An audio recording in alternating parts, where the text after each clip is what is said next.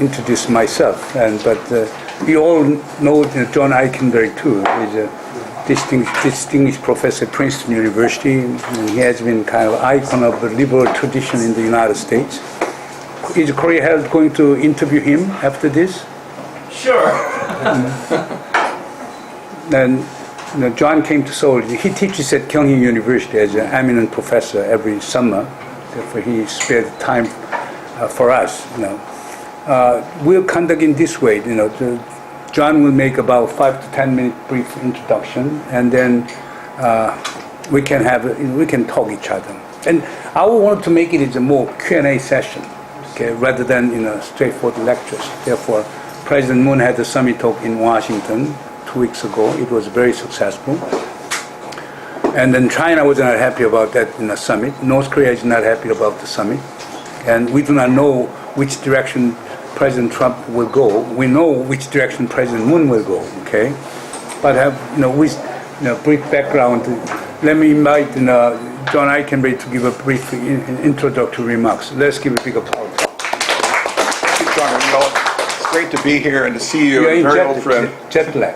I'm jet lagged, so I'm kind of a little bit looking for my sea legs here, but I've never been to the East Asia Foundation offices, although I've had a very long and great relationship for like 12 years since the foundation began with Professor Moon and with the foundation, so it's great to be here.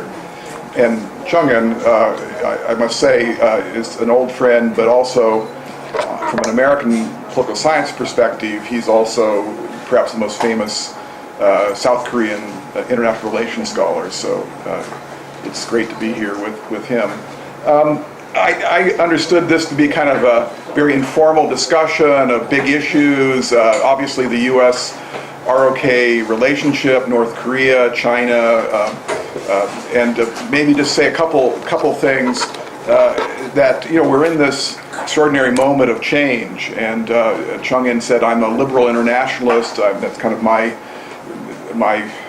reputation as speaking about the international order from kind of a liberal perspective, and I must say it's a tough time to be a liberal internationalist. The world and the global system seems to be shifting in different directions, more towards nationalism, populism, and in some sense shifting away from the old liberal democratic traditions that undergird the post-World War II international order. One exception and one kind of highlight really is South Korea, which has this kind of clearly quite extraordinary democratic tradition that's showing itself, the candlelight revolution and so forth. What are the kind of settings for our discussion? Well, one is that we both have new governments, new presidents who are revealing themselves and finding their own kind of orientation, their own strategies, foreign policies, and so I hope we can kind of talk a little bit about how they come together or they clash. In my country, we have a very unusual president who is immersed right now in a lot of controversy and scandal, who has kind of been a disruptor of the international system, upending and undercutting some of the old traditions and the old kind of the ways of American foreign policy. So that's clearly something we're trying to figure out. And I think if you are in South Korea or if you're in Japan or Europe, you're trying to figure out how you deal with this very unusual administration. And it's taking a toll, I think, Trump's foreign policy in certain ways. The G20 summit did not lead to a strong statement on North Korea and the ICBM missile launch, and that was a lost opportunity. And one could have imagined a different president, Bush or an Obama, a Clinton, rallying the international community for a stronger statement on condemning the missile launch. So there are real consequences, I think, for the U.S. to step back from its leadership. And one of the questions that some of us on the American side are trying to figure out is how do we encourage that leadership? How do we make sure that some of the commitments that historically have been there for alliances, for international trade, for international institutions, human rights, and a kind of sense that the liberal democracies are a special grouping of countries, that it's not just simply transactions and deals, and the Putins are the same as the Merkels of the world. There really is a fraternity of democracies that is not just symbolic, but has real human capital, real social capital that can help us in diplomacy and help us steady the international system. On North Korea, obviously that is a new worry. It's an old worry that's newly worrying. The missile launch, the prospect of a much more capable nuclear set of systems, the ICBM with a weaponized nuclear head that could reach the United States, is a kind of catalytic moment. Some people call it a game changer. I don't think I'd use that term, but a moment psychologically and emotionally for diplomats and foreign policy thinkers in the United States to focus their attention on North Korea in a new way, that there will be points of no return, so to speak. And President Moon, in fact, has said this to Pyongyang, that don't make steps that will be unavoidable, or don't cross, quote, the bridge of no return. And he said, if you continue this road, President Moon has, you're on a road to destruction. So there's a kind of sense of this being a particularly important moment. And then, of course, U.S.-China relations are going through ups and downs, and how does one calibrate a relationship that's going to be a rivalry? The U.S. is there partly because it needs to balance the China in the South China Sea. It has alliance relationships that are there. We have countries in East Asia that are looking to the United States as a reliable alliance partner. All of this is there that puts the U.S. in opposition to China in many ways, in that traditional geopolitical way, but also needing China on all sorts of different issues, not least, I hope, it would be a stronger shoulder to the wheel on pressuring North Korea.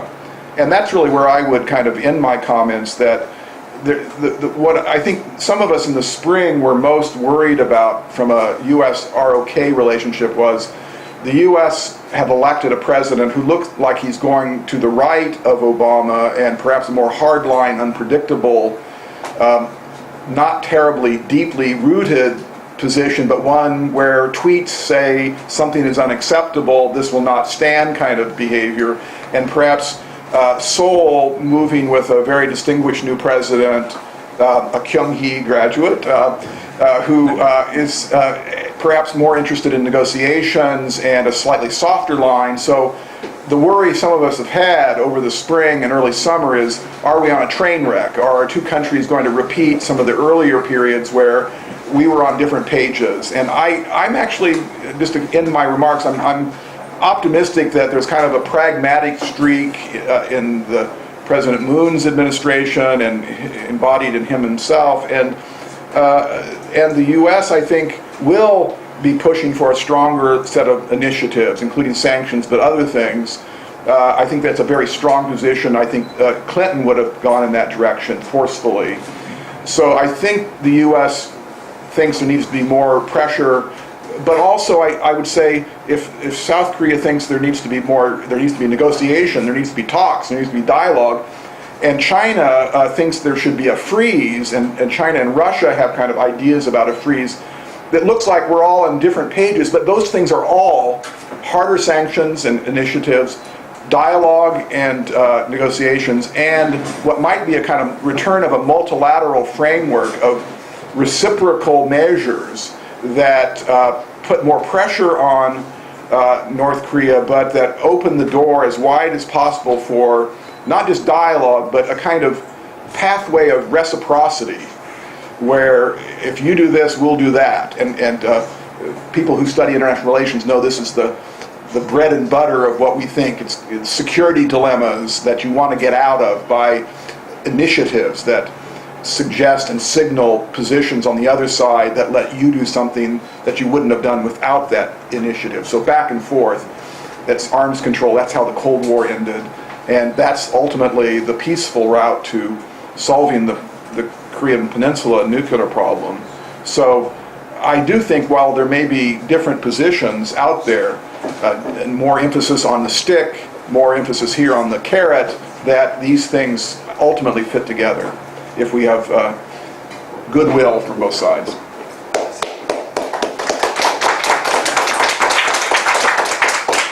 But we have some special, folks here that let me recognize some of them. And the Chairman An Chung-young of the Presidential Commission on Inclusive Growth, who is also Director, Board of Trustees of East Asia Foundation, An Chung-young. And we have also, Bu-young Lee. Lee Bu-young is a leading political leader in South Korea. He has been very well known fighter for democracy in South Korea. Very lucky to have him here. And also we have 3 distinguished guests from abroad. One is Toby Dalton from Carnegie in Washington, D.C. And then we have Ms. Shida from Japan, and we have a Tong Chao from Carnegie in Tsinghua University. They are visiting here too, therefore. And I'm introducing you 3 guys so that you can raise very provocative questions, okay? Because they are now working on a North Korean issue under the auspices of the Pentagon, therefore it's a multi-country expert study on North Korea, okay? I have so many others, but I will skip it. Okay, now open to the floor. I will be able to answer questions too. Okay, please go ahead.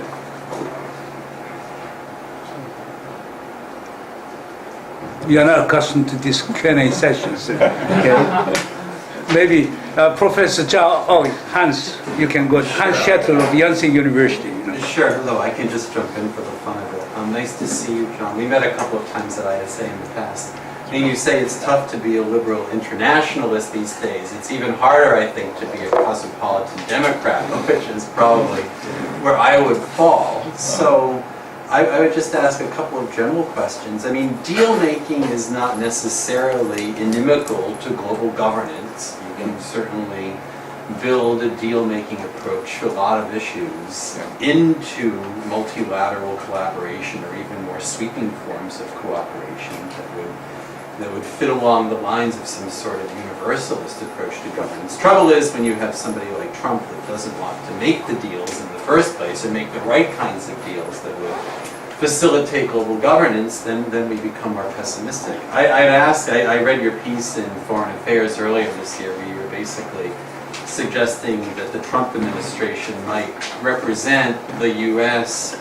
backing away from a liberal approach to world order by suicide. Not by eclipse, but by its own self-destructive tendencies. Yeah. So, are you any more optimistic than you were in April? Or are you more pessimistic at this point? And do issues like you suggest the G20 is an opportunity lost, but are there other forums where we might perhaps see the U.S. on those that do care about global governance or multilateral cooperation or liberalism? Are there some forums that we should be looking toward in this part of the world, even initiated by other entities? China has picked up the ball, as you've written in the past, with some new kinds of institutions that we might look to spearhead global governance. Yeah, that's a great question, and that piece in Foreign Affairs was pretty pessimistic, watching Trump really kind of step on all the things that I've argued over the years have led the United States to connect its power to building a kind of liberal multilateral governance system. So on all the different dimensions, on trade, on alliances, on the kind of sense that democracies are special and have a kind of capacity to cooperate, the kind of elevation of principles, universal principles, and on the kind of openness. If you're a cosmopolitan, you kind of have a sense that our kind of ethnic and nationalist, blood and soil kind of traditions of the past need to yield to more enlightened internationalist kind of sensibilities. And so all of that seems to be in retreat. Am I more optimistic? In some sense, I am, in the sense that, take climate change, I think there are, in the United States, a lot of other voices other than the administration that are very interested in international action. Cities, governors, California as a kind of, which if California were a nation state, it would be a pretty medium-sized one in terms of GNP and population.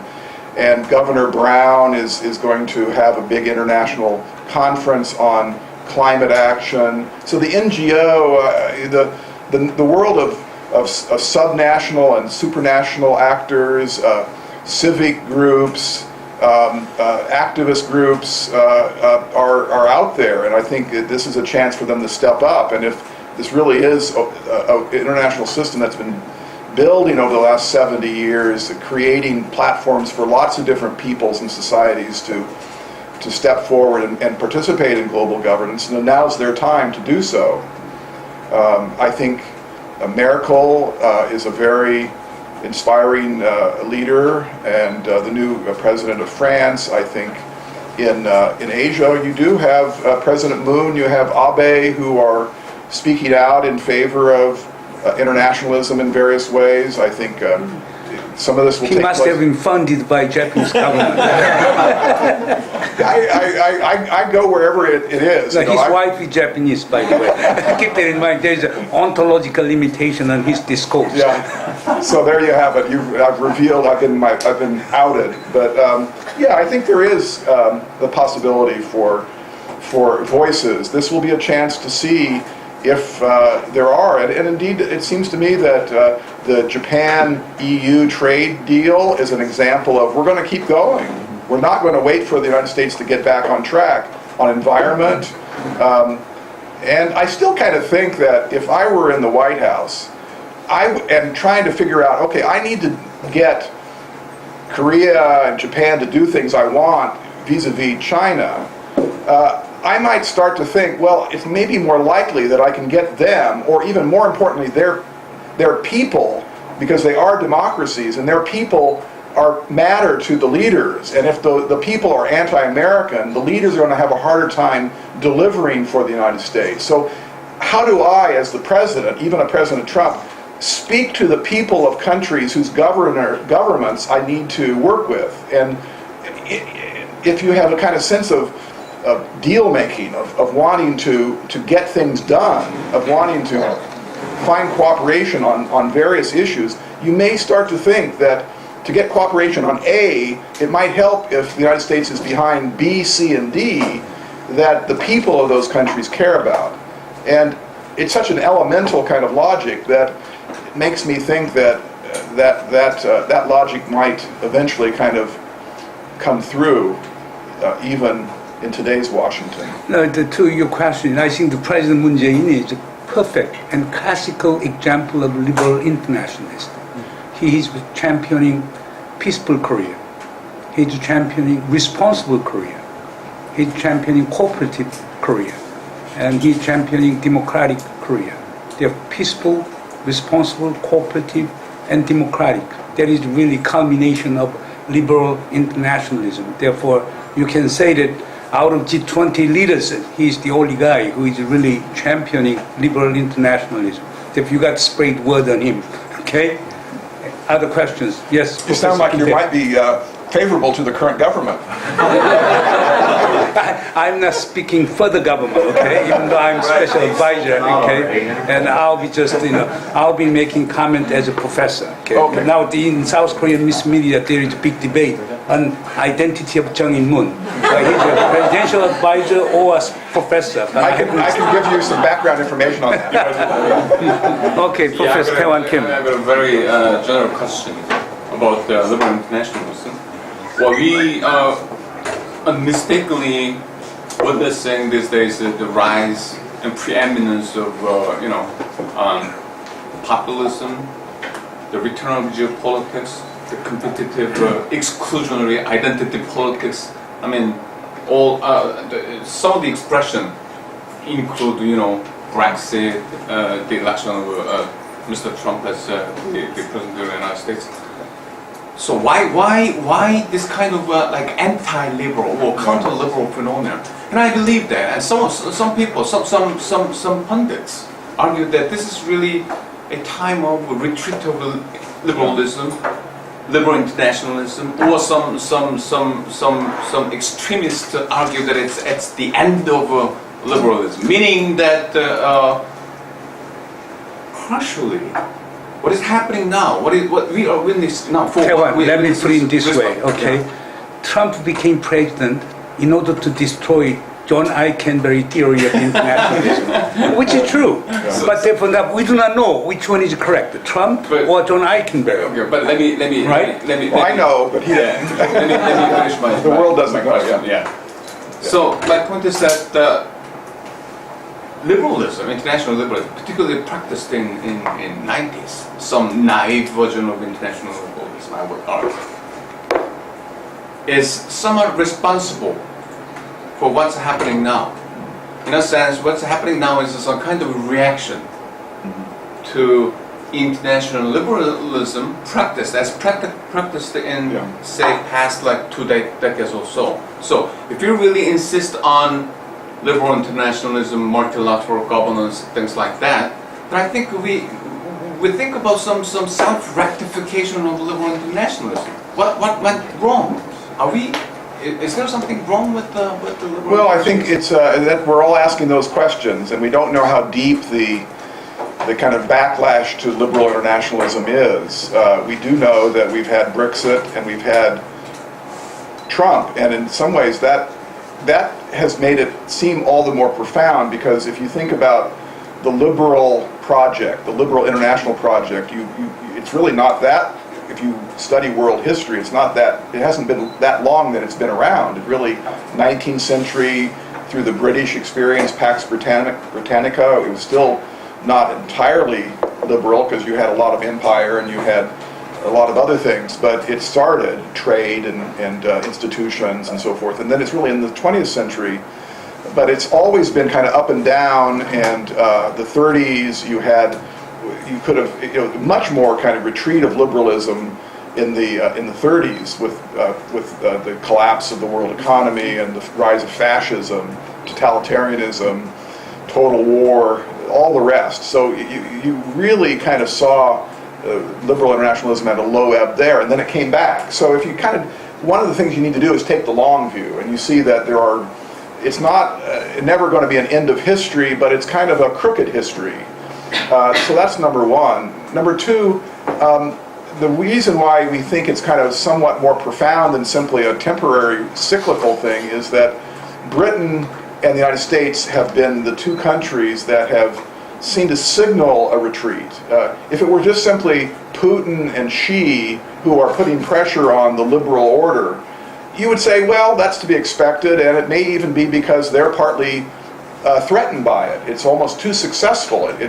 If liberal internationalism truly succeeds in the long term, a communist China and an authoritarian Russia will be put out of business at some level, or it will make it harder for them to remain in business. So if it's the outside great powers attacking liberal internationalism, that is something you'd expect, whether you are optimistic or pessimistic about liberal internationalism. But when it happens that the two countries that are most famous for supporting liberal internationalism, Britain in the 19th century, kind of inventing free trade, Adam Smith and the abolition of the Corn Laws, and the kind of liberal order of the 19th century, and then the United States as carrying the torch in the 20th century, Wilson, Roosevelt, and JFK, and all the others. Those two countries seem to be signaling with Brexit and with Trump, we've had enough, we don't want to do it anymore. We want out. We don't want to lead this project. And then you have all these other countries that have made commitments to being in it, and they're saying, wait a minute, we're joining you. We've made decisions to transition to democracy, to transition to internationally oriented development strategies, to join these international institutions, to commit ourselves, like South Korea. So it's kind of an odd situation, and it makes you think that there's something deeper than simply a cyclical downturn in growth or the wrong leaders at the wrong time, that there's some kind of feeling that the project is in trouble. Now, that's number two. Final point. I think the way I would talk about, the way I would describe the crisis is that when the Cold War ended, the alternative types of international order were kind of demolished. And the last one standing was really the Soviet-led order. Many of the others, the fascist systems of various kinds, various imperial orders, had kind of already kind of fallen away. But when the Soviet Cold War ended and the Soviet system collapsed, the last kind of model for order that was standing was this liberal democratic, liberal internationalist one headed by the U.S. And that was led everybody to talk about triumph and Fukuyama to talk about the end of history. But ironically, or perhaps even more profoundly, paradoxically, that moment of triumph was the moment when the seeds of crisis were being planted because the liberal order was not a global order. It was an inside the Cold War system. And with the end of the Cold War, the inside order became the outside order. And it became a global system. And what the crisis we see is that when the liberal order expanded beyond the trilateral world, Western Europe, North America, Japan, and Northeast Asia, Korea, Japan, and became more global, it lost some of its, what sociologists might call it, some of its Gemeinschaft, sense of it's a community that's providing security for us. It lost its sense that being inside this liberal order was to be safe. You're in an alliance, you're in a trade system, you're able to your society is able to be stable. It wasn't a cosmopolitan project. It really was building an international order that would allow governments and nations to make good on their promises, which were emerging throughout the 20th century, that governments were going to be responsible for full employment, for social security, for welfare, for health and safety. In the 19th century, if things went bad, governments weren't implicated. But in the 20th century, we expect to live in societies that are safe, that they aren't polluted, they are relatively stable, and that incomes keep going up, that our children will do better than we're doing, and their children will do better than they were doing. And by the way, we did better than our parents, who did better than their parents. So the sense of every generation advancing, all of this was cooked into this liberal order that, after the Cold War ended, through all the celebration, became a global order. And liberal order lost that Gemeinschaft, that sense of it's a club that when you're in it, you're safer than if you're out of it. And it became a kind of sense, certainly in Western Europe, certainly in Britain, certainly in the United States, in certain circles, internationalism and international liberal order became a kind of notion of neoliberalism, that it's kind of a framework for capitalists to do transactions and for bankers to make money. And it lost the sense that normal, everyday people could do better by being in it than out of it. And so I think it is more than simply Trump. Trump is as much a kind of symptom as a cause. And there's a lot of work that those interested in internationalism are going to have to do. Macron in France, the new president of France, read his speeches, because he's a young, very ambitious, very sophisticated power wielder. He knows ideas matter, and he knows symbols matter. And I think President Moon has the opportunity as well, for the very reasons that Chung had mentioned, that he embodies personally and in his government a sense of the liberal democratic tradition and all that means, the bottom up, the candlelights, that connecting the internationalism to the people in ways, and I think that's where the action is for the future. Are you going to correct your theory then, since reality is changing? Well, the reality is not the reality which we describe. Yeah. I'm totally. I have a new preface that I'm writing for After Victory, the second edition, and I have to. I think you should. Yeah. Okay, well, wait a minute. But I wasn't really wrong, But and I'll tell you. We'll go to the next question. But I do think that the After Victory was not wrong, and indeed, Liberal Leviathan, the next book I wrote, which was basically describing the American-led liberal order, the conclusion of that book is that the hegemonic foundation of the liberal order, which is tied to America, has to be shared. But other countries have to take over because the U.S. can't run this order forever, and other countries have to step up. So I do think I was wrong, or I didn't understand, as many liberals after the Cold War didn't fully understand that it wasn't the end of history, that there were always these kind of reactionary counter movements. There's always illiberalism. It never went away. Carl Schmitt, the kind of avatars of blood and soil, racial homogeneity, the kind of the anti-modernist views of order never disappeared. They just were in the shadows, and now they've come out. Okay, Professor An? Okay, let me ask you two specific questions. The first one, after seeing the recent launch of North Korea's ICBM, okay, how the American general public they feel about it? I thought they might feel, more direct threat than ever before. All the previous North Korean, provocations in terms of the nuclear test zone, maybe American thought they are just nothing but things going on across the, river bank. Okay, but now, after seeing ICBM launch, maybe American might feel that very insecure and a direct threat. So my question is that how do American general public feel about the recent development? That's the first question. And second question, President Trump, is looking at the, the free trade issues like, economic linkage between Korea and the U.S. In terms of the overall, the security alliance, or is he dealing with a separate issue between security alliance and, the Korea-U.S. free trade agreement, okay? Well, THAAD deployment, I thought this Americans preferred sort of the immediate deployment of the THAAD, but the Korea somehow delayed after, we need to go through environmental impact study, so forth. So we have disagreement on these issues. Right.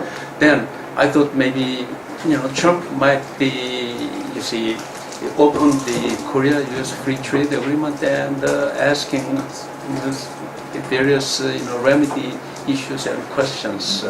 How do you feel about this mixing trade package and Trump's security sort of the stance on Korea-U.S. alliance?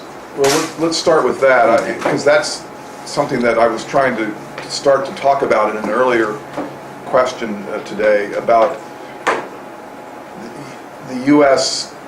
needing to see that things are connected, and that if you want to get progress on this, you need to show that you're being helpful to other countries on that. And I do think that it's stunning how Trump has a kind of totally disaggregated view of the world. I don't think he cognitively sees an international order. He certainly doesn't see an international order with the liberal democracies at its core. He sees other people and states, and he sees deals. And I think that is a problem, because the way the U.S. has been operating in the international order as a leader in what I've called a liberal hegemonic order, what others have called other things, is that there is a kind of package of things. We're doing things, you're doing things, and it's kind of bound up.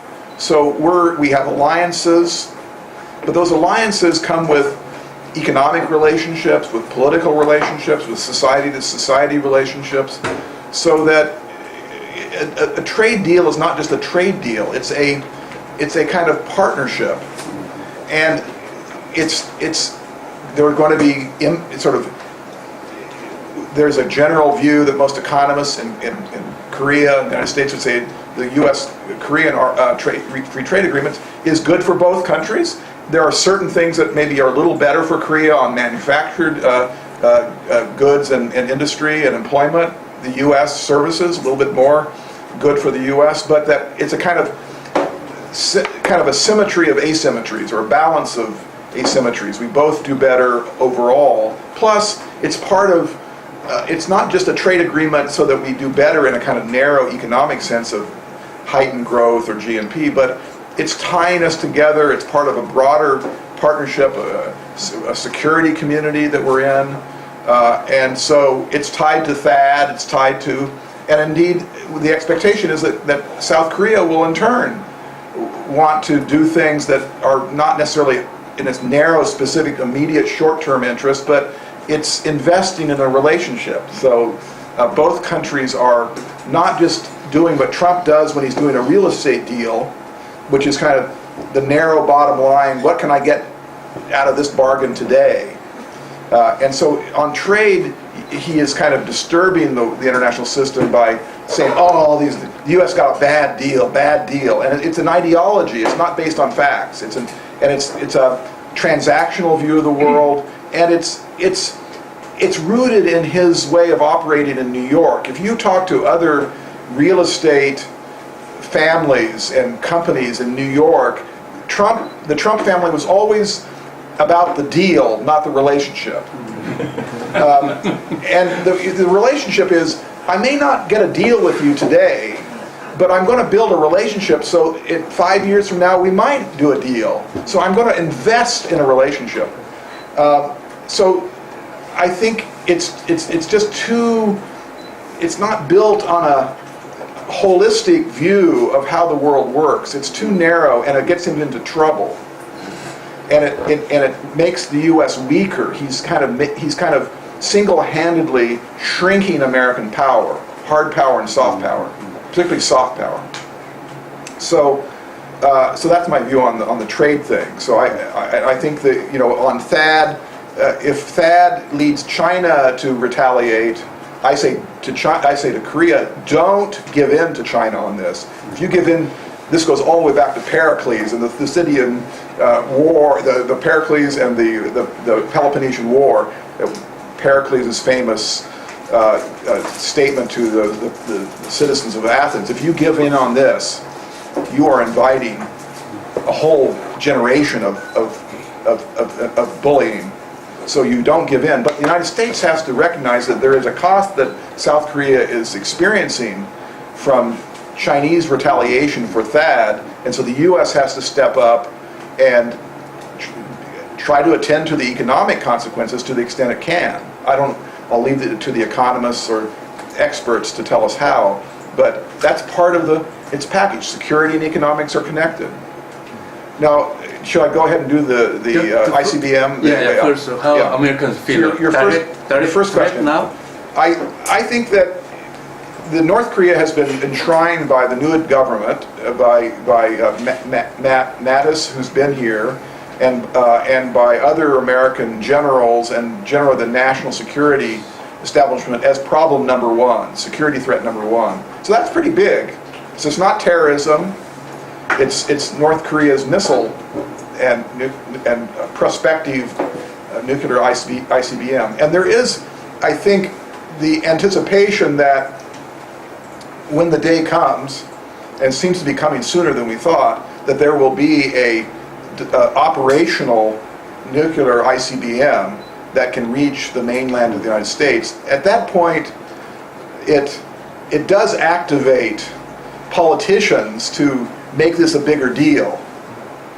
And that's why I do think that there is a reason to kind of work as hard as we can on pressure plus negotiations to see if there can be a freeze and if there can be a kind of slowing this down.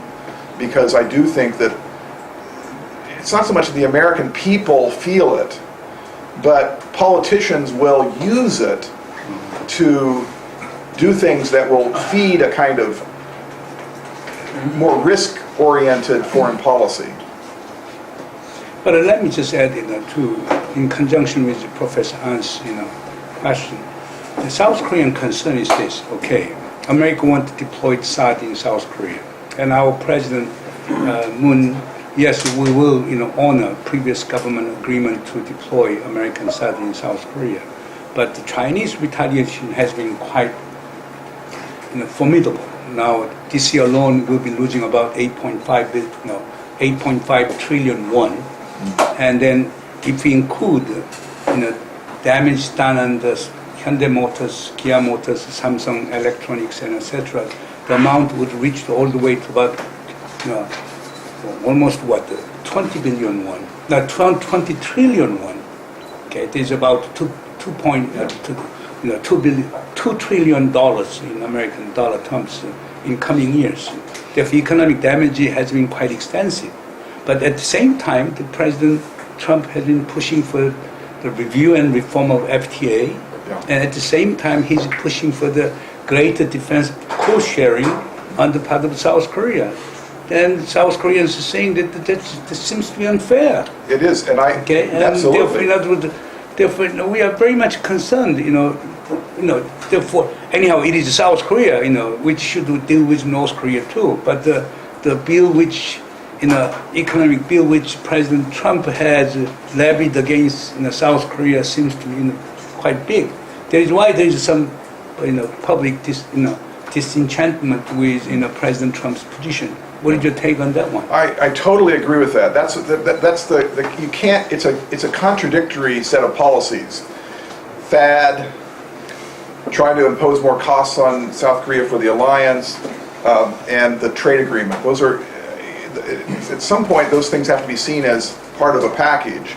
And as I said, I think it's very important that Seoul not buckle down to the Chinese on this, because that is inviting them to do it on everything for the rest of our lives. And it's kind of welcome to a Chinese-centered Asia. I mean, I'm very pro good relations with China. I'm on the liberal internationalist side. I'm not a hardline, I'm not necessarily a panda hugger, as they say, but I do think that there's a lot of good things that can be done with China, but I do think this is one of those issues where... But can you come up with the economic compensation for South Korea? Well, I figure out how you do that. I think South Korea and the United States have to work on that. I don't know how you do that. But it's going to get worse if you sort of say, okay, never mind, we won't do THAAD, now let's start the economic policy again. I know it's a bad thing. Hotels, I'm staying at a hotel, the management of the hotel says, we've lost lots of bookings because of Chinese tourists are gone. So I think we all have to have a strategy for this. And THAAD is not just an American thing; it's an alliance thing. It's about Korean security too, and it's about responses to what North Korea is doing. So everything's connected. And I think on the trade issue, I think the Trump view on trade is literally just not rooted in good economics. But the other problem is, of course, that these things are connected, and I don't know what the economic response is to kind of help make up for what China is doing, but that needs to be part of a very strong kind of dialogue that includes Treasury, Defense, State Department, and all the kind of cross-issue officials who are part of the overall package. Okay, any other questions or comments? Mr. Nam, and then after, Tong Chao. Okay, my name is Chok Madam. I'm the editorial writer of the Chuman Pages, and I'd like a question about the current North Korea policy of the Trump administration regarding China. And you may read an article which recently printed in the New York Times, written by David Kang, and Dr. Kang argued that it's rather unrealistic to expect that China will cooperate with the United States to implement kind of tough sanction against North Korea, because for China, the bad North Korea is much better than the good South Korea. So it seems to me that the current their strategy of their Trump administration to use China to pressure to give up the nuclear weapon is very unrealistic. So, do you think that their strategy is reasonable to resolve North Korean crisis? This is my Okay, question. so this is the big issue. So I want to get your view on this too, and I think that Professor Moon is as much an expert, more so than I am, but that is the big issue. And so let me give you, I don't know quite what the Trump administration's view is. I've suggested that what I hear is we've got initiatives for tougher sanctions and other issues coming down, including secondary sanctions on Chinese banks. There's a lot of toughening that could go on. China, of course, 90% of trade in oil and food comes out of China. So whatever the non-China parties, including the U.S. and South Korea, can do will not be as much as what China can do. But the broader question is, if we can put more pressure on North Korea, what will that accomplish is kind of the underlying question. I don't buy Professor Kong's argument. I didn't find it very persuasive. Basically what he proposes is you kind of raise the white flag and yell the white flag and say, we surrender, you keep your weapons, just don't do anything bad, and we will live with you, and we will turn a blind eye to the way you treat your people, human rights, crimes against humanity kind of problems that are throughout the society of North Korea. So it's a kind of amoral, short-sighted view. It doesn't take into account the implications of surrendering our resistance to North Korean nuclear weapons to the way in which we have conceived our international community. We started this discussion 45 minutes ago talking about the liberal international order, includes the United Nations. There have been, since the late 1990s, there have been 16 United Nations Security Council resolutions against what North Korea is doing. This is the international community that said, what you're doing is wrong, and it's illegal, and we don't want you to do it, and we're going to put our shoulder behind our resolutions and say that you will pay a price for this. At the same time, if you see the light and you want to join the community of nations, you are welcome. And indeed, we could imagine that happening in a way that North Korea could survive. And there could be an incentive for North Korea to associate regime survival with denuclearization. We aren't there, but I think there's kind of almost a moral obligation on our part to say that we don't capitulate to this kind of provocation, because there are real security issues at stake, and there are secondary issues relating to how we see the international system, the United Nations, the way we think about collective security, and so forth. So I would say, to go back to the question, is there any anticipation that harder sanctions and other activities, so it's not just sanctioning, it's also human rights initiatives and so forth, could that lead to a change of heart? I think probably not in the short term, but in effect it says that there will still be a price for this behavior that's illegal, and there is, at the very least, it will create more of an incentive for the regime to come back to the negotiating table. If you're North Korea and you now have harder sanctions on your regime, including cognac and hard currency for your Mercedes and for the way in which you can live this lavish lifestyle amidst all the misery of your people, if you can put some dent in that, you start to create the possibility for calculation that at least there's a reason to come back to the table, and it shows you that you're serious, and it invites China to join you. So I do think that coercive diplomacy plus a redoubled effort to dialogue and to to put forward the ideas that North Korea has signed on to in September 2005. All the terms for everything that North Korea wants is in that agreement. It's a peace treaty. It's an end to the war. It's a prospect for a transformed peninsula. Everyth's there. The good life is waiting for North Korea. Who screwed up?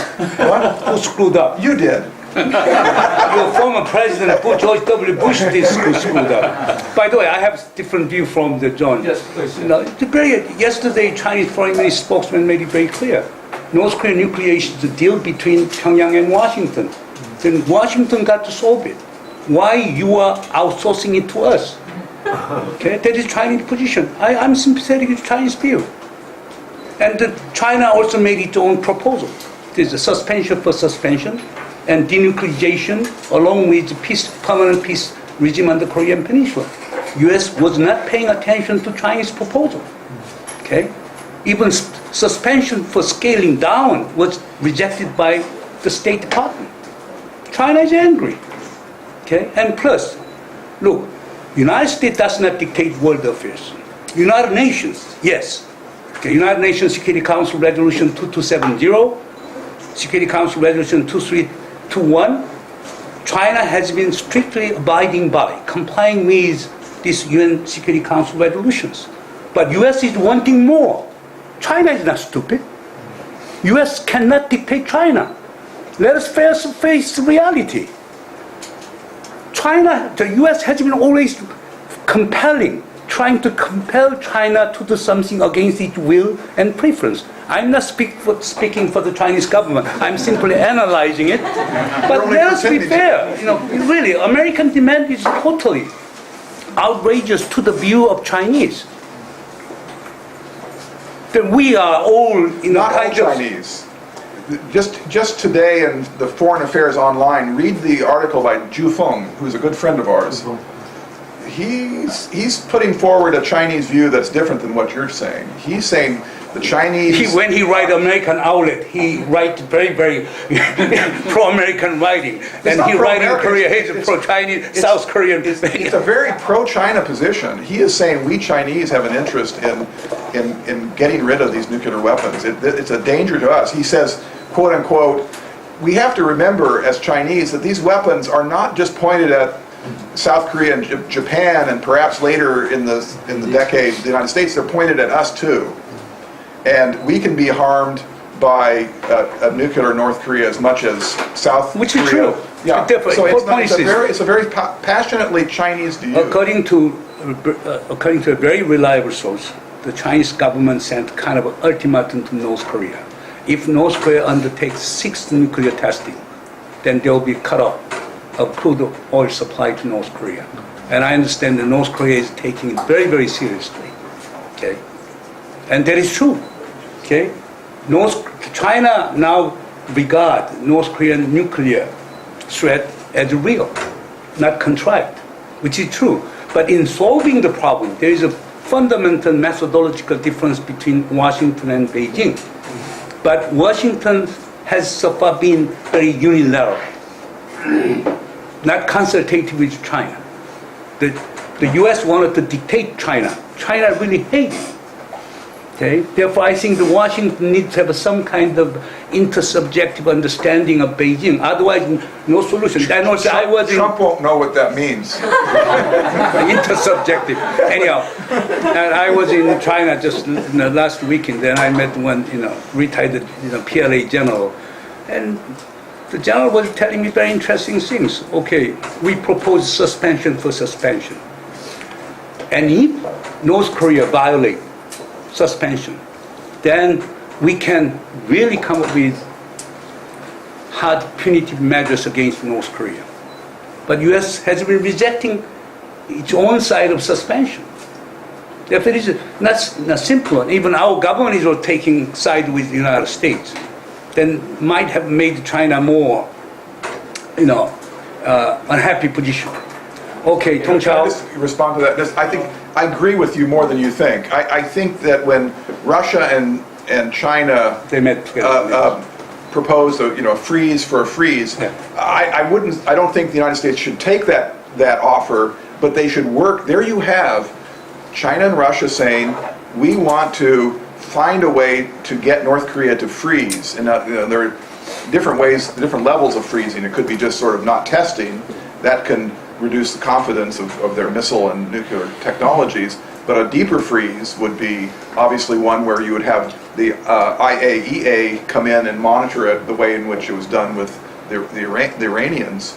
That's a really good deal if you can get, if China and Russia can get North Korea to do that. The question is, what would be the price? And I don't think, and I think your own president, President Moon, has said, in somewhat distancing himself from your position, he basically said, we don't necessarily agree to not do something that's legal, which is our joint training exercises, in exchange for North Korea agreeing not to do something that's illegal. Why would we do? That's just not smart. But there might be a smart move where we say, okay, we do 2 annual joint training exercises. Maybe we'll do 1 rather than 2. Or there are some of our military experts tell us that there are ways to signal a response to a freeze that does not necessarily put in jeopardy your defense readiness and capabilities. Yeah, he made the statement. Yeah, So CSIS. it's great. I listened to that online, and it was a great statement. And so there is a kind of, if I were the American administration, I would start the process of trying to say, okay, let's try it. Let's see if there is a freeze for some response. Tong Chao, please go ahead. Deflect attention away from China. I want to ask a question about another player in the region. But I want to apologize in advance because we have another scheduled meeting, so we have to be soon. So I'll ask a very short question. I would really appreciate a short answer. Another player that has not been mentioned, given that we're talking about international liberal order, is Russia. Trump and Putin met at the G20 summit. And recently there were some interesting moves by Russia regarding North Korea. Russia refused to call the recent missile test as an ICBM. And Russia is making efforts to block discussions at the U.S. Security Council on another resolution. Some people say there are signs that Russia might increase its economic relationship with North Korea if China decides to cut its economic assistance to North Korea. That is taking place. Right. Oil supply, increased by 1.7 times. So, what's your reading of Russian strategic or tactical motivations behind the recent moves over North Korea? Well, I think it's very predictably Putin in what's going on, a kind of troublemaking, spoiler kind of behavior. It's something that isn't totally surprising. There's also, I think, some revelations that will eventually come out about how some of the technology that North Korea is using, missile and nuclear, may have come through Russia. There's certainly kind of hints at that in journalistic writing. And of course, we know that some of it's come through China as well. Pakistan and Iran via China and then directly from Russia. So I do think that's a real possibility, and I think it's part of the obstacles we have to work together on what should be a more collective effort. I think if you can get Russia and China to come together in starting maybe with 5-party mechanism without North Korea, but maybe eventually including North Korea, when they're dealt into the diplomacy, they might find their incentives are not simply to try to undermine and make life more difficult for the United States, but they become implicated in the success. And indeed, they would ultimately be beneficiaries of a more normalized North Korea that would have more expansive trade relations with the world. So there is a positive story for Russia on the other side of this crisis. It's just getting them to changing the incentive structure for how they see what their interests are. There might be division of labor between Russia and China. China being bad cop and Russia being good cop. And problem is that Washington cannot control both of them. That there is a real dilemma. Please, identify yourself. I'm An Ben Chong, Assistant Professor of International Relations at the University of Utah. So I have two questions. Earlier you mentioned this odd dynamic where the key players of the so-called liberal internationalist order are expressing, this wish, we want out, right? Well, when China created the Asian Infrastructure Investment Bank, many scholars who thought China's just looking for recognition were saying, well, if China's not let into the cool kids club, well, we'll make our own club, right? So China has their own version of everything. Now the World Bank, in addition to Facebook, eBay, etc. So do you think this kind of new dynamic where the key players of the liberal order are saying, we will not now, would in a way trigger or accelerate this new order that might be led by China? Yeah. And also, what is the liberal order? You want to define it first and then apply it to the AIIB case. Yeah, that's a good question. And so we'll start with defining the liberal international order. I don't think there's an accepted definition in a dictionary somewhere, but the way I would describe it is a liberal international order is one that is a kind of, you know it kind of when you see it. It's an open international order that is loosely rule-based and that has multilateral mechanisms and organizational principles, and that has a kind of progressive set of social purposes attached to it. Think of trade as part of what would be a liberal international order, free trade, open trade. The idea of trade in a kind of liberal order is that we both benefit from it, it's reciprocal, and it kind of leads to a better future through investment, trade, and growth and advancement. So there's a sense that the liberal order will be relatively open, relatively rule-based, and have this kind of progressive quality. Intellectually, there's always been a fourth characteristic which separates liberal internationalism from what you might call realism and what you might call socialist socialist ideologies of order or post-colonial ideologies of order, which would be the other major kind of sets of schools of thought about international order. And what makes it unique from realism on the one hand and post-colonialism and Marxism on the other hand is the sense that there's a kind of reformist possibility for the international order. Woodrow Wilson called the international order, it's corrigible. So we often use the term, Johnny is incorrigible. That means you can't get that person to change or to reform or do better. Incorrigible means stubbornly bad. But cordial means it is reformable. So there's a sense of the possibility of reform and updating, a kind of pragmatic idea about management of international relations. It assumes a world of nation states for the most part. So that's kind of liberal internationalism. What would be the opposite of liberal internationalism would be a world of empires, a world of spheres of influence, a world of zones, of blocks, of closed regions.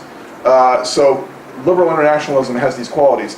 In the current period, I've called the liberal international order 2.0 to differentiate it from post-World War I, and you could even differentiate it from the 19th century. It's a hegemonic order. That is to say, the U.S. plays an unusually large role in keeping the system going, until recently perhaps, although I still think the U.S. will bounce back and return to a slightly more traditional leadership position eventually. But so one could imagine a liberal order without a hegemon. And that would be one where there's a more cooperative governance system where many countries, in some ways the G20 is kind of a prototype of what might be a post-American liberal order. So liberal order does not have to be tied to America. I would like it to be. I think the United States does great things when it's on good behavior. But that's what liberal international order is. Now, China has clearly wants to be both in it and out of it. It likes an open system. That was President Xi at Davos.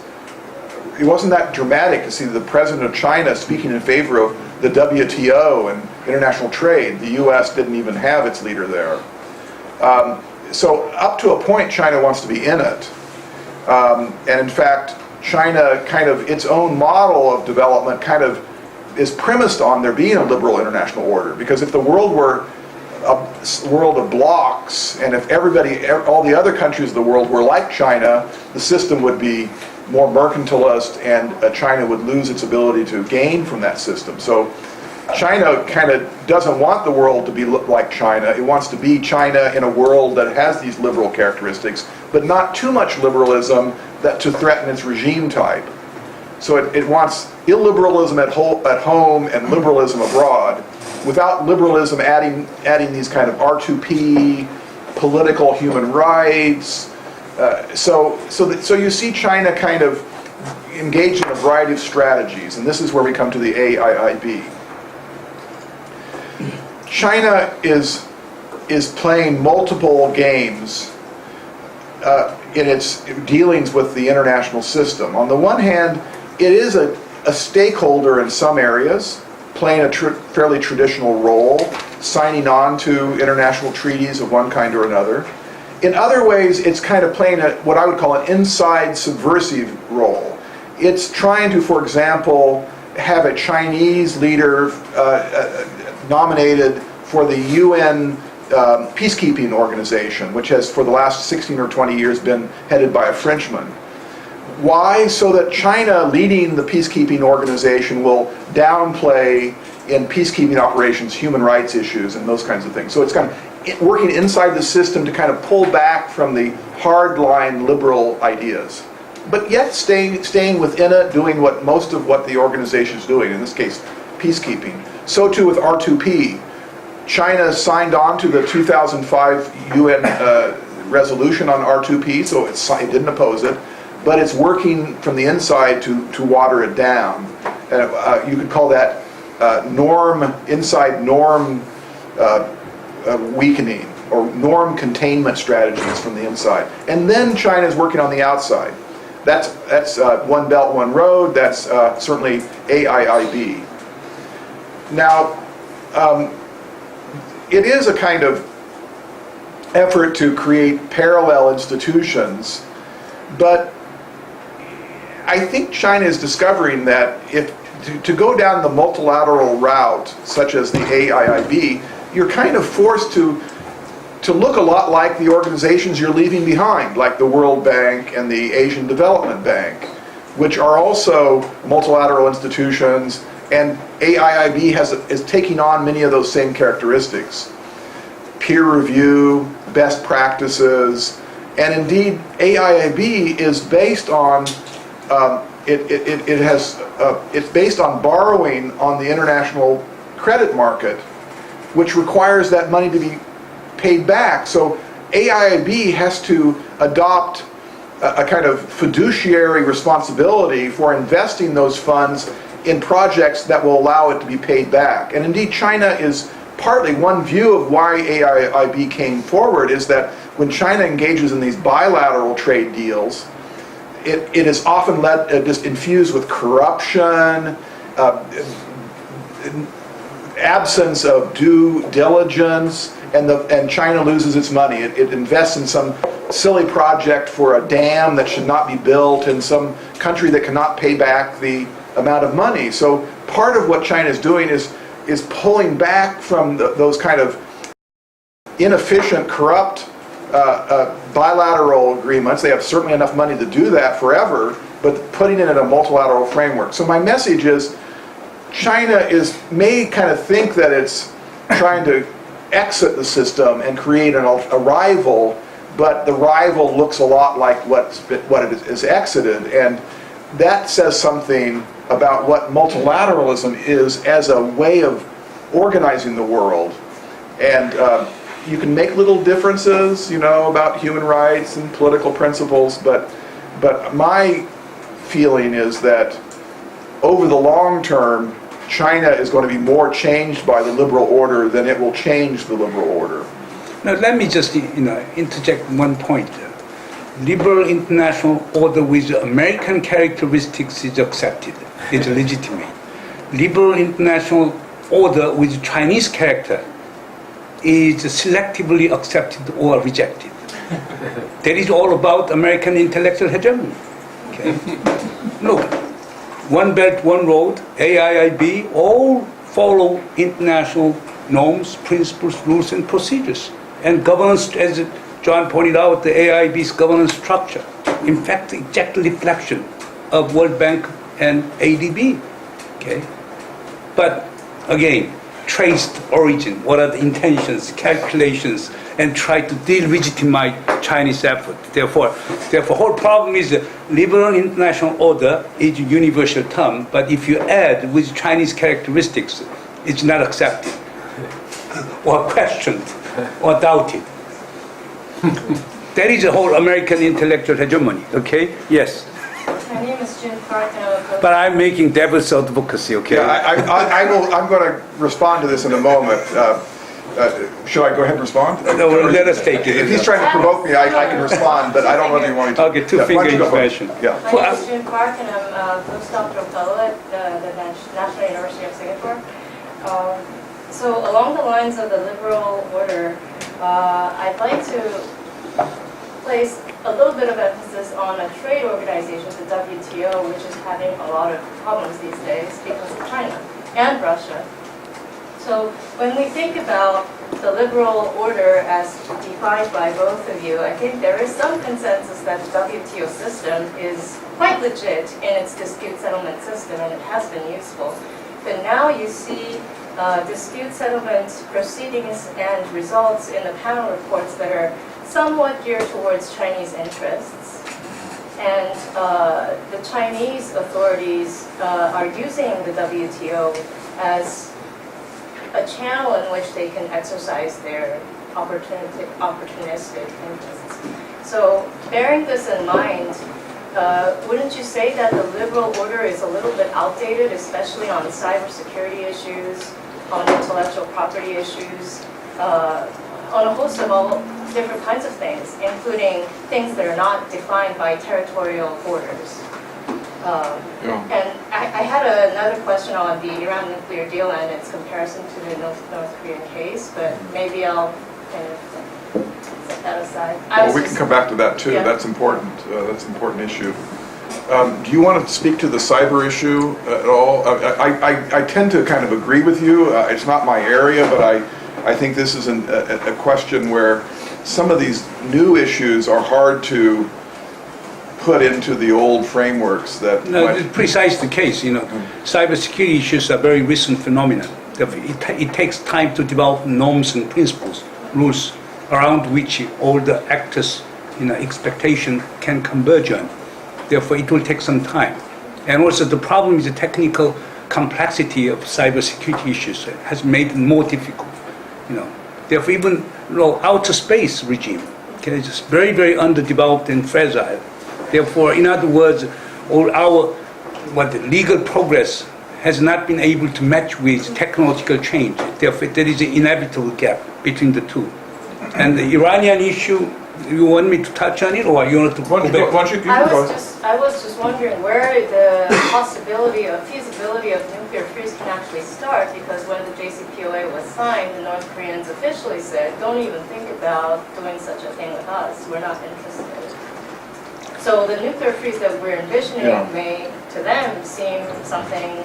I agree. I think that was something that we might agree upon around the table here, that there's no guarantee that there's anything that either one state or all the states in the region could put before North Korea.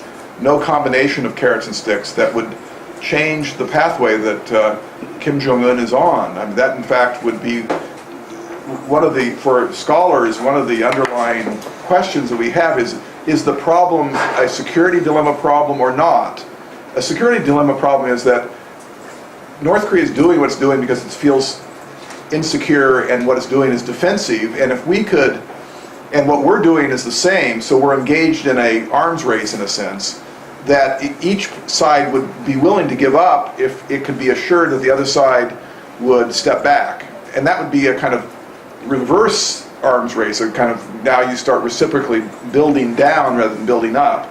We don't know if that's the underlying logic. That's when we talk about doing a deal for a freeze, that's what we hope is the underlying logic, that if you can attend to the needs of North Korea on defense and make assurances that are credible and all the rest, then they might be willing to step back. It could be that it's not really about that anymore. It might have been initially, but now it's really about identity. It's now in the Constitution. It's tied to Kim Jong-un's own stature and his own identity with his people. And it's just impossible for him to change his way of looking at it. So it could well be that the weapons are going to be there until he's gone. So I think that's a possibility. And then the question, then we're really back to deterrence, containment, and this, what I think is a genuine question, and Chung and I may disagree on this, it's kind of you kind of give up on getting rid of the weapons, and so you go for a second best of working with them to make them as safe as possible, and you give them some of what you don't want to give them, which is recognition that they are a nuclear power. You would never really admit that. You would always say to the bitter end, we do not accept that you have these weapons, but we're going to we're going to do engagements to make sure that you understand the rules of deterrence, and all the rest, so that there is a kind of stability to that weapon, the way that you would deal with Pakistan, for example. You want to kind of socialize them into what it means to be a nuclear power, because actually this is what we were doing with Iran. We're saying, okay, if you want to go down that path, this is what it involves, and these are the kind of things that are going to be arrayed at you. If you have those weapons, you're going to be targeted in ways that you don't even begin to understand. And so too, North Korea is going to be targeted, perhaps by eventually, if they were to have a permanent capacity, South Korean nuclear weapons. Japanese might go this way, and THAAD is just the beginning. There's going to be theater weapons. So North Korea is going to be in a world of threats and constraints if they want to be a kind of permanent nuclear state. And so I would say I hope we don't have to go into that world, but that is a world that they would be inviting. Now, there is a qualitative difference between Iran and North Korea. Iran did not have nuclear weapons. In the process of developing highly enriched uranium program, North Korea has nuclear weapons. Second, Iran was extremely vulnerable to international sanctions because of the large size of the middle class, including Bazaar merchant, who supported Rouhani and other liberal and moderate forces. North Korea has become very, very resistant to the international sanctions. Why? Because North Korea does not have civil society. North Korea does not have a middle class. There are very, very, very little few who suffered from the sanctions. Third difference, in fact, when I was in Washington 2 weeks ago, I had a long talk with former Energy Secretary Moniz, and he was a principal negotiator with Iranians along with John Kerry. He told me that he spent 19 full days in Geneva to discuss with Iranian counterpart. And he told me that his Energy Department and Department of Secretary come up with almost, 200 staff to prepare for the negotiation. And they ended up having more than 100,000 pages documents. Look, go back to September 19th joint statement, 1.5 pages. February 13th agreement, 3 pages. Okay? No backup, no follow-up. In other words, Washington was not paying attention to North Korean nuclear issue. Therefore, the current consequence was quite anticipated from the beginning. Therefore, in other words, if you wanted to apply Iranian deal to North Korea, first thing the United States, South Korea, China, Japan, and even Russia should do is we got to prepare well. That, as John pointed out, freeze for freeze, or what our President Moon Jae-in said, that the first freeze and second verifiable, complete verifiable and irreversible dismantling, step by step, then we got to prepare very, very thoroughly. We should come up with an offer which North Korea cannot reject. We should come up with a complete protocol system which would not allow North Korea to evade from any kinds of inspections. Therefore, whole point is our side was not well prepared. North Koreans was deliberating on nuclear card 24 hours per day, 365 days. That was the eventual result of asymmetry of attention to the issue. That is one of the problems. Even now, they're talking on North Korea nuclear issues, whatever. To what extent they are committed to manpower to study, prepare. All the outside commentators, Washington pundit, have created cottage industry. But even South Korean government, I doubt that all is a temporal response to the changing environment. Maybe Mr. Nam, you might have some inside information.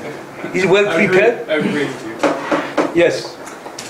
Stephen Lockhart from BYU Law School. So you talk a lot about kind of the future and working and making deals that are more put together so that there's a benefit in the long run. And it kind of makes me think of stocks, right? That you're investing in stocks, that sometimes it could go well, but it also could go quite bad, right? So how can someone like President Trump balance that long-term relationship while someone like North Korea has this immediate threat that General Mattis has said is a clear and present danger now? When he's trying to balance those two ideals of, yes, I want to make good deals going forward, but also I have to protect the American people and our continent, right? Which sometimes doesn't go with South Korean policy. Kind of what would be your suggestions going forward if you're advising someone like President Trump to deal with this clear and present danger? Maybe you answer. You're American.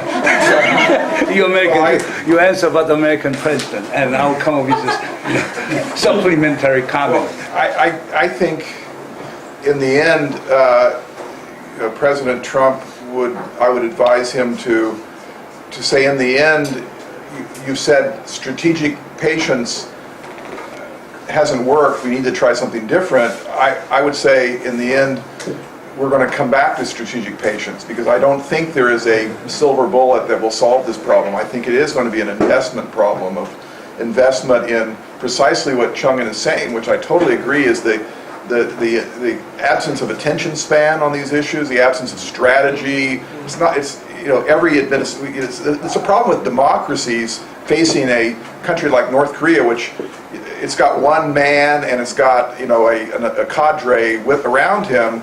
We've got multiple countries that we're trying to coordinate, and we've got, in each government, you've got different positions, and then you've got elections, so that now we have somebody, who we had Obama for a while, and then before that Bush, and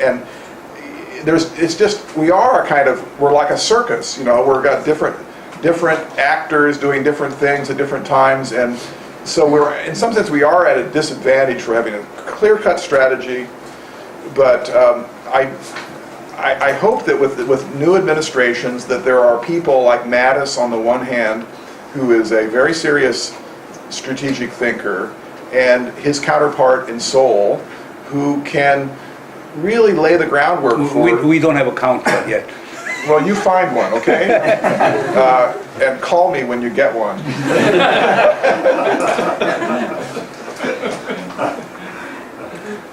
Yeah, that's a very serious matter, but I hope the President Trump would listen to some elder statesmen and former government officials like William Perry, George Shultz, Sam Nunn, Bob Gallucci.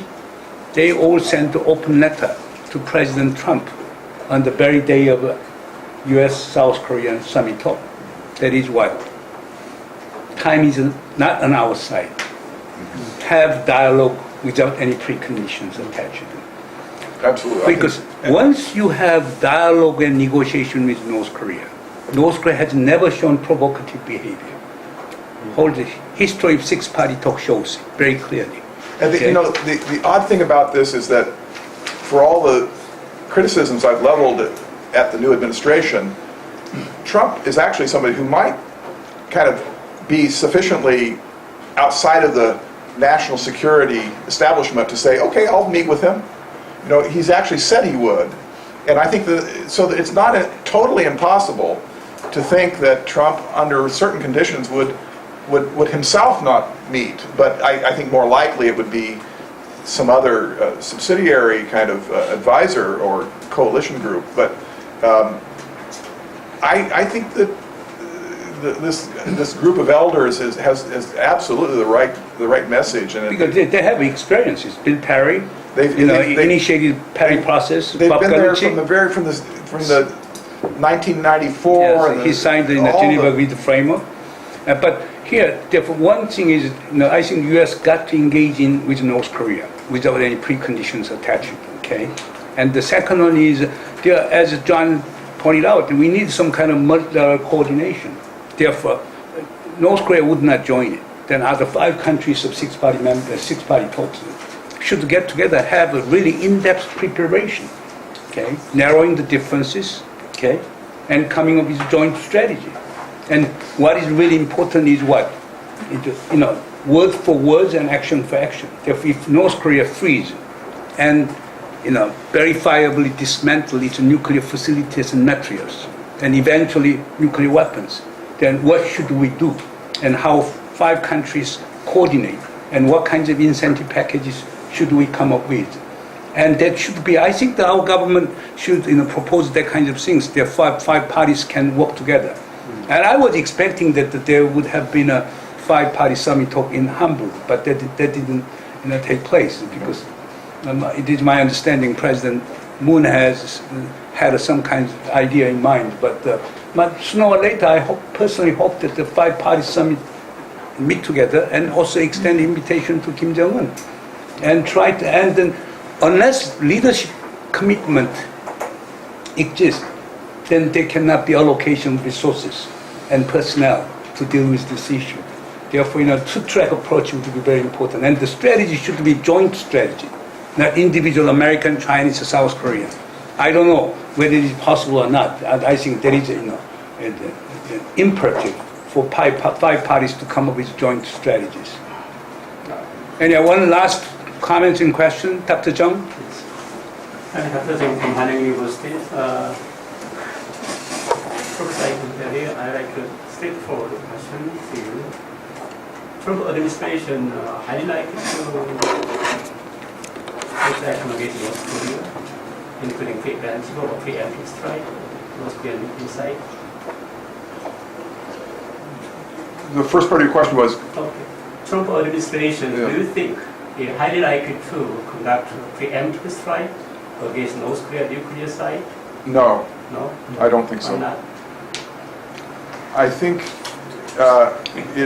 it's widely viewed and correctly viewed that would be a catastrophic move, and there's just no way to James Mattis stated officially. Exactly. But however, considering the North Korean nuclear threat so incredibly I think- serious, and then without dismantling North Korean nuclear arsenal, I think that I think my question is, Kim Jong-un will never give up nuclear weapons. I think Kim Jong-un still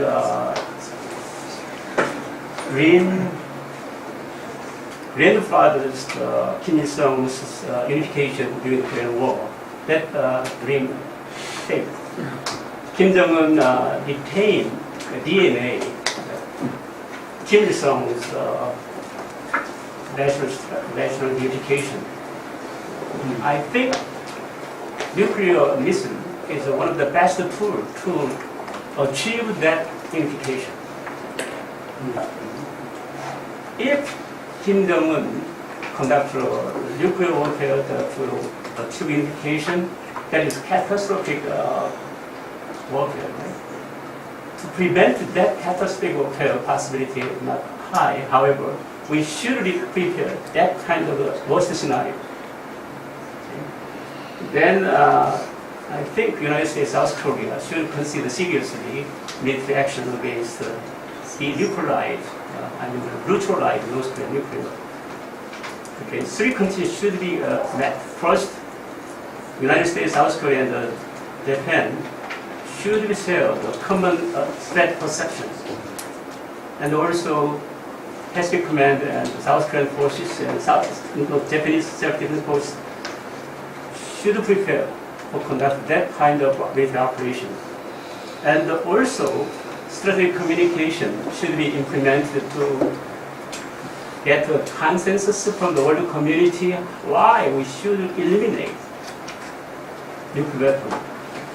This scenario should be seriously considered. No, just let me answer to that question, because Pentagon has been working on that scenario a long time. But they, to my understanding, they came to a conclusion that military action, including preemptive strike on North Korea, would not be successful. Why? Because that would not achieve military objectives, and that second, that would not achieve political objectives. Military objective means getting rid of all these nuclear weapons and missiles. They are all concealed underground. And in case of missile, they are all mobile missiles. Therefore, it would be extremely difficult to strike them through the surgical strike, because surgical strike will be done either through the air or Tomahawk missiles from the carriers. Therefore, it would be very difficult to achieve a military objective. Political objective is getting rid of Kim Jong-un, okay, and really decapitating the so-called headquarters of North Korea. It's again very difficult because North Korean military forces all fortified, and Kim Jong-un's whereabouts is extremely well guarded. Then whole point is this: then unless there is a direct involvement of ground forces, then we cannot really finish North Korea. Then U.S. is not likely to commit the ground forces. South Korea, and also we got to anticipate the massive North Korean retaliation into Seoul metropolitan area, in which 25 million people reside. Okay? Then what is the purpose of doing it? Okay? Therefore, in other words, it's not my own view. It's a so-called well-established Washington insiders come up with that kinds of conclusion. That goes back all the way to William Perry, May 1994. My counter question to you. Okay. Well, I was asking a counter question. And I do think the other thing that is the Washington view is that could never be done without agreement with South Korea, and so there would be a veto there, and South Korea would never put its 25 million people at risk. I think I think the decapitation thing, obviously it's being discussed in our various ministries, and these other scenarios have been discussed for years. The gaming of it has always been the outcomes of these tabletop games that your ministry and our Ministry of Defense have done does not suggest that there's a happy ending for these things. The risks are too high. Decapitation, for the reasons Chung-In mentioned, is also a problem. And where there is some discussion, it might be shooting down a missile after it is launched, which again, there are assumptions about signaling and the limited strike that is not read in Pyongyang as the beginning of something bigger, so that it doesn't create escalation dynamics. But there are kind of limited things, but what does it accomplish? They always kind of lead to these questions. It's just not. It's not worth the risk. Okay, why don't you? Okay, my assumption is very simple. Okay, North Korea successfully complete their ICBM capability, and also SLBM, and the tactical nuclear warheads, then eventually North Korea in a position to carry out this operation. It's all, I think your assumption is wrong. No. It all depends upon South Korea and the United States respond to North Korea. Okay, You got to understand in interactive terms. Okay, understand. But Yeah. however, so assuming that North Korea, Kim Il-sung and Kim Jong-un, okay, shoot ICBM, destroy the Los Angeles in country of the United States, and also another loading missile to the Tokyo. And then the United States will not be able to deploy our forces to Korean Peninsula.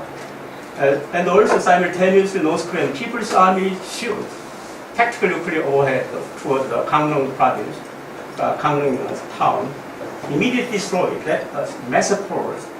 And then North Korea continue to threaten South Korean.